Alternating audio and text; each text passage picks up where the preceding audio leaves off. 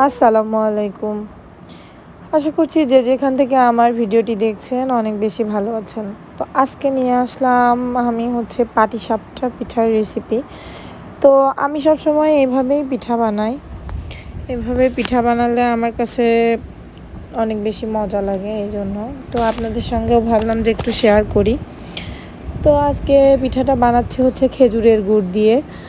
তো এখানে আমি পাটালি গুড় নিয়েছি, এই জন্য গরম পানির মধ্যে একটু গলানোর জন্য আর কি গরম পানি করে চুলার উপরে আগে প্রথমে গুড়টা রেডি করে নিচ্ছি। তো আমি এখানে দিয়ে দিচ্ছি নারিকেল। নারিকেলটা আসলে অপশনাল, আপনারা দিলেও দিতে পারেন, আবার না থাকলে নাও দিতে পারেন। তো আমার কাছে মনে হয় যে নারিকেলটা দিলে টেস্টটা আরও অনেক বেশি ভালো আসে, এই জন্য হাতের কাছে ছিল তাই আর কি নারকেলটাও দিয়ে দিলাম। এখানে দিয়ে দিচ্ছি গরুর দুধ।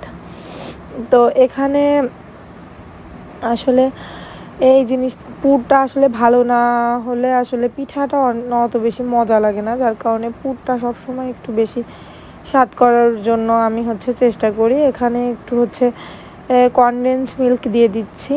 কনডেন্স মিল্কটাও আপনারা দিলেও দিতে পারেন, আবার নাও পারেন, মানে আমি যেভাবে বানাই আর কি এইভাবে আর কি দেখানোর চেষ্টা করছি। তো এইভাবে যদি আপনারা একবার বানান অবশ্যই দেখবেন যে অনেক বেশি মজা হয়। তো অবশ্যই কিন্তু আমার রেসিপিটা দেখে আপনারা বাসায় বানাবেন। তো আসলে অনেক বেশি ঠান্ডা লেগেছে, যার কারণে কণ্ঠটা একদমই অন্যরকম হয়ে গেছে।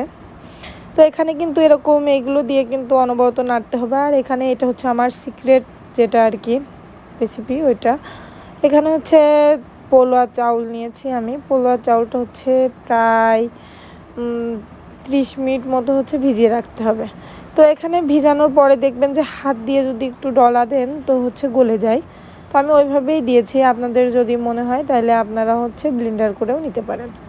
এখানে আমি পিঠাটা বানানোর জন্য গোলাটা রেডি করে নিচ্ছিলাম। তো দিয়ে দিলাম চাউলের গুঁড়া, সাথে একটু ময়দা দিয়েছি, আর দিয়ে দিচ্ছি একটু চিনি। আসলে পুরটা অনেক বেশি যেহেতু মিষ্টি করেছি, তাই চিনিটা আমি খুব বেশি দেব না, একটু হালকা মিষ্টি রাখবো। তো তাই একটু পছন্দ মতো যার যার পছন্দ মতো যে যেভাবে খেতে চায় সেভাবে চিনি দিয়ে গোলাটা রেডি করে নিতে হবে। তো এখানে গোলাটা এই যে এইভাবে চামচের সাহায্য নিয়ে আমি গোলাটা রেডি করে নিচ্ছি। খুব বেশি আসলে পাতলাও করা যাবে না, আবার খুব বেশি যে ঘন এমনও না, একটু পাতলা মতো হলেই বেশি ভালো হয়, যেহেতু প্যানে ছড়িয়ে দিতে হবে। তো এখানে আমি একটা প্যান নিয়ে নিলাম। তো তেলও প্যানের সঙ্গে আমি একটু মিলাই নিলাম আর কি। তেলটা আসলে সুন্দরভাবে না মেয়ে করে নিলে পিঠাটা লেগে যেতে পারে, এই জন্য অবশ্যই অনেক বেশি একটু গরম করে নিতে হবে, না হলে কিন্তু পিঠাটা নিচের থেকে লেগে যেতে পারে। তো এই জন্য তেলটা কিন্তু অবশ্যই একটু গরম করে নিতে হবে। তো আমি তেলটা যথেষ্ট পরিমাণ গরম করেই দিলাম বিসমিল্লাহ বলে। তো এখানে মোটামুটি ভালোই হয়ে আসছে। তো আসলে আমি দেখেছি যে প্রথম পিঠাটা একটু মানে অনেক সময় ভালো হয় না, পরে ভালো হয়। আমি যে কোনো পিঠা করতে গেলে আমি এরকম দেখেছি যে প্রথম ভালো না হলে শেষের দিকে কিন্তু মানে অনেক বেশি ভালো হয়। তো সব সময় এরকমই হয়ে থাকে যে কোনো পিঠার ক্ষেত্রে। তো মোটামুটি আমার প্রথম পিঠা হিসেবে কিন্তু বেশ অনেক বেশি ভালোই হয়েছে। তো আমি এইভাবে পিঠা বানিয়ে নিচ্ছি একের পর এক। পুরগুলো কিন্তু একটু সাবধানতার সঙ্গে মানে দিতে হবে। সাবধানতা বলতে একটু সুন্দর করে ছড়িয়ে দিতে হবে। তো এইভাবে দিলে কিন্তু পিঠাটা অনেক বেশি সুন্দরভাবে রোল হয়ে যায়।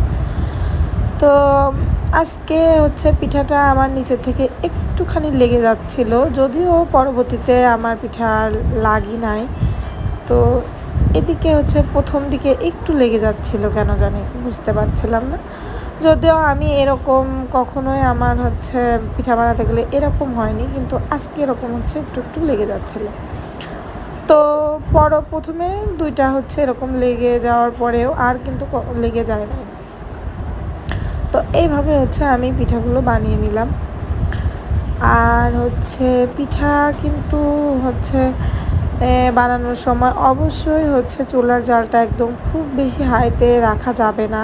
রাখলে হয় কি, মানে উপর থেকে হচ্ছে পুড়ে যায়, কিন্তু হচ্ছে ভিতরে দেখা যায় যে অনেক সময় কুকটা ভালো হয় না। তো যার কারণে হচ্ছে পিঠা কিন্তু একটু আস্তে জালেই হচ্ছে বানাতে হয়। তো আসলে একটা কথায় প্রচলিত আছে যে হচ্ছে মিঠে জালে হচ্ছে পিঠে। তো এটাই আসলে সত্যি যে আস্তে আস্তে হচ্ছে একটু জাল হবে আর আস্তে আস্তে হচ্ছে পিঠাটা হবে।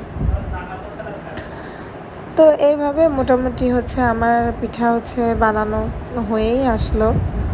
তো আপনারা কিন্তু বাসাতে এইভাবে হচ্ছে ট্রাই করতে পারেন, অনেক বেশি মজা হয় এইভাবে পিঠাটা বানালে। তো আমি হচ্ছে আপনাদের হচ্ছে একটা পিঠা হচ্ছে ভেঙে হচ্ছে দেখাবো যে হচ্ছে পিঠাটা আসলে ভিতরে কতটা সুন্দর হয়েছে। ভিতরে এতটা সুন্দর হয়েছে আর এতটাই সফট, খুবই সুন্দর হয়েছে। আসলে আমি সবসময় খেজুরি গুড়টা আসলে আরও পুড়ে ব্যবহার করি, কারণ কালারটার জন্য। ধন্যবাদ।